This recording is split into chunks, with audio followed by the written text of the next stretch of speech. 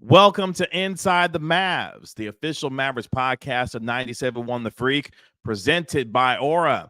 My name is Kevin Gray, Mavericks pre- and post-game host on the Dallas Mavericks Radio Network. Appreciate you joining me here for the latest episode of Inside the Mavs. If you're listening to the podcast, make sure you download and subscribe to the podcast wherever you get your podcast for free. Give it a 5-star rating and write a review for it while you're there. And you can find it on iHeartRadio, Apple Podcasts, and Spotify. If you're watching this on my YouTube channel, at Kevin Gray Sports. Make sure you like and comment on the video as well. And you can follow me on Twitter at Kevin Gray Sports. Mavericks unfortunately fall to the Oklahoma City Thunder as they lose 126-119 on Thursday night as they get ready now to take on Nikola Jokic and the reigning NBA champion Denver Nuggets on Sunday afternoon for what should be an incredible showdown at the American Airlines Center. We will see if Luka Doncic will be available for that game. The latest on him being that his MRI came back clean on his left hamstring as he missed Thursday's game against the Oklahoma City Thunder with left hamstring soreness. He will continue to be reevaluated throughout the course of the weekend to determine if he can play on Sunday against the Denver Nuggets. His status right now is still to be determined based on what he is trying to overcome in order to play against Nikola Jokic and the Nuggets on Sunday. The injury bug striking the Mavericks as well in the game against the Thunder as Josh Green had to leave the game with an ankle sprain of his own. We will see what his availability will be like on Sunday as well. So for a team in the Mavericks who had gotten pretty much healthy over the last couple of weeks, now having to deal with the Luka Doncic injury, but also Josh Green as well. Again, the latest with Luka, we will see as he continues to be reevaluated throughout the weekend, because I know everyone is on pins and needles wondering if Luka is going to be available when they play Denver. And then, of course, as they continue the final 15 games of the season, as they not only play Denver on Sunday, but then on Tuesday, they go to San Antonio to take on the Spurs before they take on the Utah Jazz on Thursday, then travel to Utah for their next game on Monday. So that gives you a little bit of an idea and a window into the schedule that the Mavericks have, taking on Denver, then San Antonio, then a couple of games against Utah as far as the rest of the regular season is concerned. And right now for the Mavericks, they find themselves still in 8th in the West. They had a chance to be in 7th. They were briefly in 7th in the West after the Suns lost on the road to the Boston Celtics on Thursday. But the Mavericks, of course, saw their 4-game winning streak snapped, and unfortunately, they are now at 38-29 and still in 8th in the West. But for a team, though, that was without Luka Doncic, I thought played competitive basketball. Kyrie Irving was absolutely spectacular. When you looked at his final box score, 36 points, 12 assists on the night, a season-high 12 assists for him. Extremely aggressive throughout the course of the game, especially in that first quarter and really overall in the first half, where he had 20 points, setting the tone for them offensively, being the playmaker, knocking down shots, especially from three, and really trying to be the driving force for the Mavericks in order to win the game against the Thunder, in a game where I feel like if Luka Doncic plays, you feel good about your chances to win that game. And as competitive as the Mavericks were, unfortunately, turnovers is what did them in against Oklahoma City. You turn the ball over 19 times. Oklahoma City scores 34 points off of those turnovers, and I know the officiating left a lot to be desired in that game. The physical play that the Oklahoma City Thunder were engaging in and the lack of foul calls that it felt like was not going for the Dallas Mavericks in their way, there's certainly left to be some to be desired when it came to the officiating in that game. But regardless, you can't turn the ball over 19 times in a game and expect to win most nights, even with the way that Kyrie Irving was playing for the Mavericks. And unfortunately, they were not able to extend their win streak to 5 as now they get ready to take on the Denver Nuggets. When you look at this game as well, you saw terrific contributions again from Daniel Gafford, who had 19 points, 15 rebounds in the game. He saw his consecutive field goal streak snapped as he missed a field goal. It felt like he was going to continue to make it for the rest of the year, but he still has played extremely well, going 8 of 11 from the field, as I mentioned, with 15 rebounds, 9 on the defensive glass, 6 on the offensive glass, which was something, if you were the Mavericks, you knew that you could handle against Oklahoma City, who's not a very good offensive rebounding team. And you saw the way that the Mavericks were able to rebound in this particular game. They out-rebounded the Oklahoma City Thunder 40-34. As I mentioned, 10 offensive rebounds in total, 30 defensive rebounds for the Dallas Mavericks in this game against OKC, but not enough as Jalen Williams, especially in that fourth quarter for Oklahoma City, was really able to take things over, scoring 12 points in what was a big fourth quarter for them. After the Mavericks were down by 2 at halftime, they were able to get back in it, especially due to Kyrie Irving in that second quarter, but unable to finish things off as the game went on. Let's take a quick break here on Inside the Mavs and hear from today's video and podcast partner, and let's hear from Aura. Today's video is brought to you by Aura. Do a Google search on your name and email address to see how much information comes up about you. I was devastated by the amount of information that I could be seeing searching my name and profile, and I knew then I needed to be protected for not just myself, but also for my family. Data brokers sell your information to scammers, spammers, and anyone else who may want to target you. Your full name, email, home address, health records, your relatives, it's all out there. That's why I've been using Aura, the sponsor of today's video. Aura shows me which data brokers are selling my information and automatically submits opt-out requests for me. Cleaning up my information not only helps reduce the amount of spam I get, but it protects me from hackers who could use this information to help them access my social media accounts, bank accounts, and other sensitive information. Aura also does so much more to protect me and my family from online threats that I can't see. It's really easy to set up, so I don't have to download several different apps to get things like antivirus, VPN, password management, parental controls, identity theft insurance, and more. I get everything at one affordable price.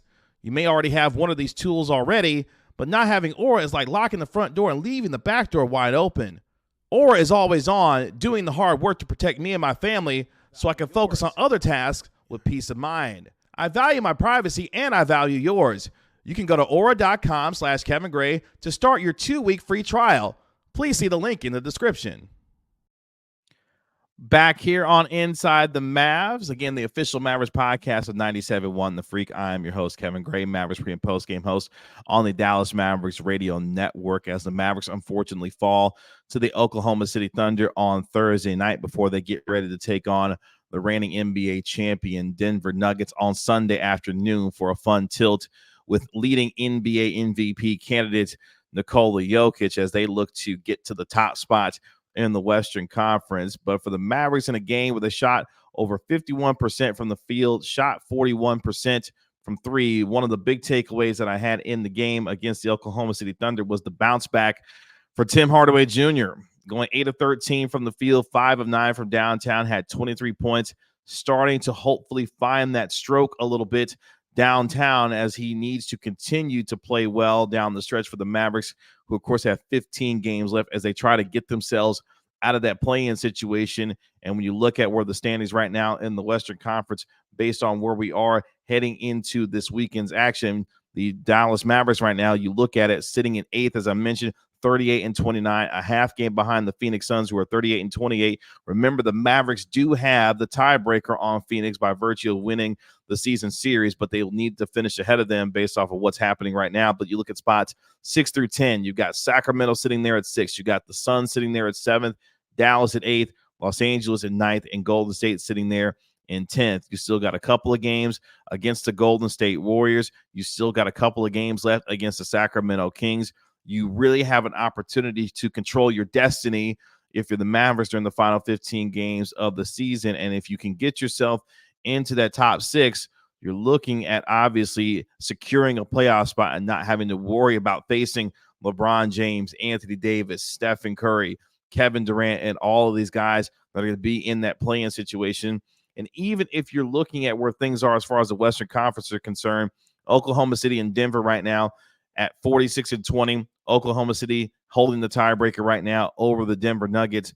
One of the things that I've been discussing and thinking about as we get toward the playoffs and down the line toward the playoffs, and one thing that came out of the game that I thought about against the Oklahoma City Thunder is, if you're the Dallas Mavericks, and even if you find yourself in that play-in scenario, and let's say you're able to get to the 7th spot and you're able to lock in that 7 seed by virtue of winning your play-in game, if you're in that 7-8 matchup, that way you can lock in your 7th spot. And let's say that Oklahoma City finishes as the number 2 seed, because the way things I feel like are going, I feel like Denver's going to get that number 1 seed in the Western Conference. So let's play it out as we think about it.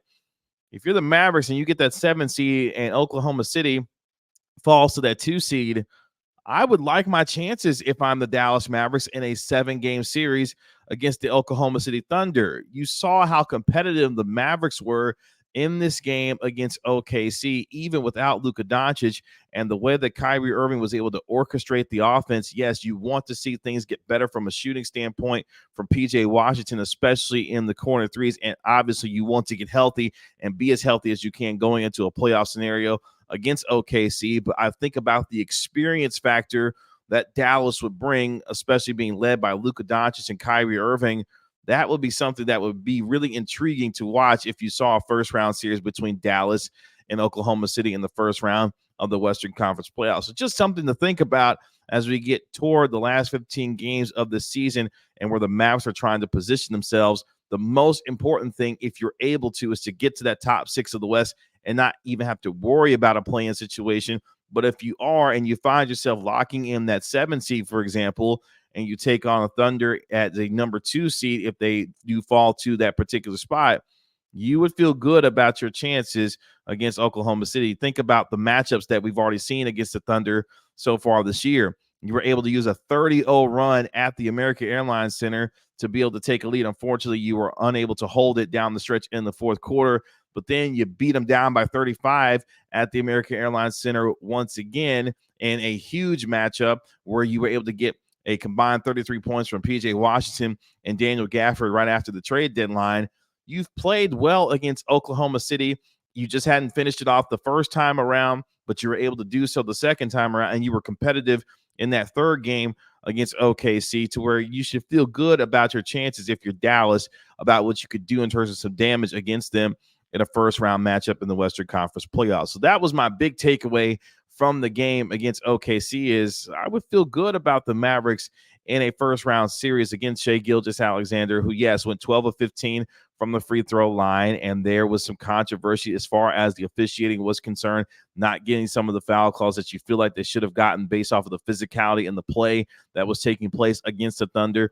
But at the same time, if Luka plays in that game, you get a little bit better shooting, especially from PJ Washington, which for me is a little bit of a concern. While the numbers are about on par on what he was doing from the three-point line with the Charlotte Hornets, that is something that has to improve as the rest of the season goes on, and more so when we get to the summer as he continues to work on his game. The upside there is there for PJ Washington to improve as a shooter, and more importantly, to be much better from the free throw line as well, because he has to have the ability to make teams pay and punish them for leaving him wide open when he's going to have opportunities to knock down shots off of passes from Luka Doncic and from Kyrie Irving. So for me, offensively, if you're PJ Washington, continue to stick with it, and at times attack the rim. If you're able to attack closeouts and be able to get to the rim to get some easy buckets to see the ball go down a little bit, that can also drive some more confidence for Washington. But one thing for the Mavericks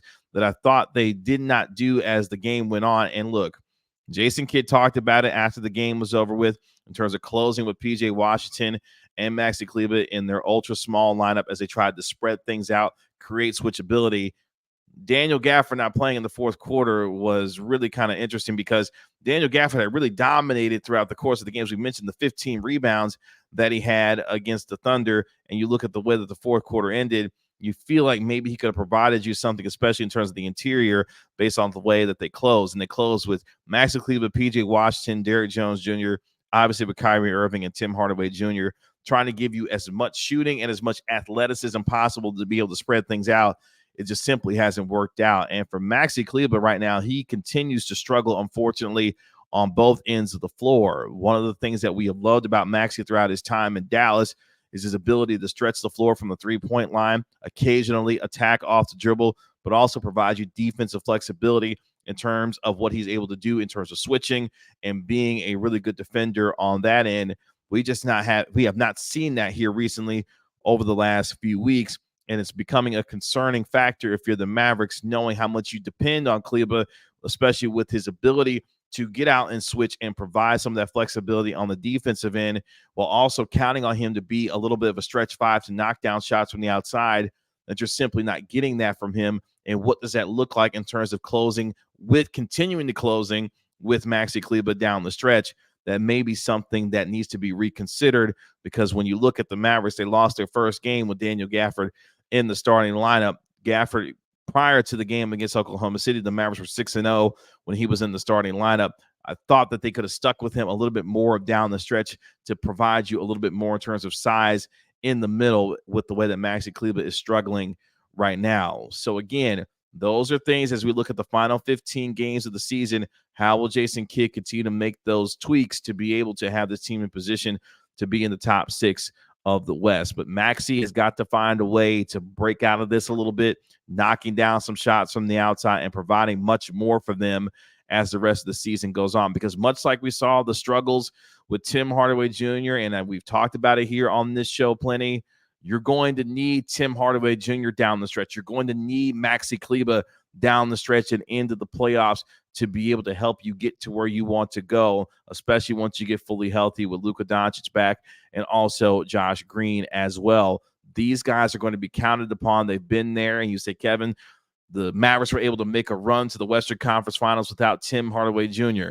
Look, the way that this team is constructed with the shooters that you do have and Tim Hardaway, we've seen with Dante Exum, we've seen with Derrick Jones Jr., they're going to need him. And one of the bright spots you also saw in this game was Jaden Hardy. I thought Jaden Hardy played well in this game for the Dallas Mavericks against the Oklahoma City Thunder. Yet another guy that can provide you some energy. You saw, especially him getting into the game, making some plays. He had a spark off the bench in the first half, especially in that second quarter, had the alley-oop on one end with the pass, and then obviously drawing the offensive foul, on Josh Giddey. So look, when he's attacking the rim, talking about obviously with the pass that Jaden Hardy had to Daniel Gafford to finish off an alley-oop at the beginning of that second quarter, where the Mavericks were able to get out to an 8-0 run to take a 35-33 lead.